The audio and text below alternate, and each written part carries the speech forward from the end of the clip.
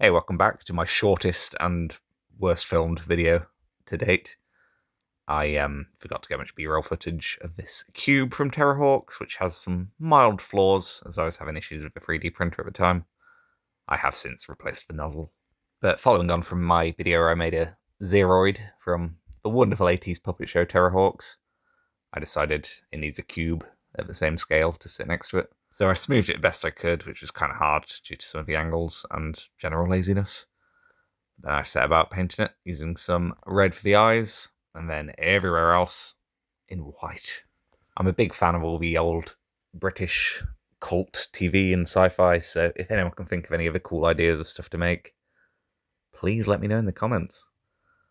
You know, maybe we're on a slow path to stuff like Blake 7 and Sapphire and Steel, which I have started watching actually on ITVX because I am possessed by a 60-year-old man.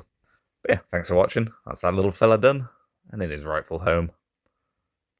Thanks for watching. Bye.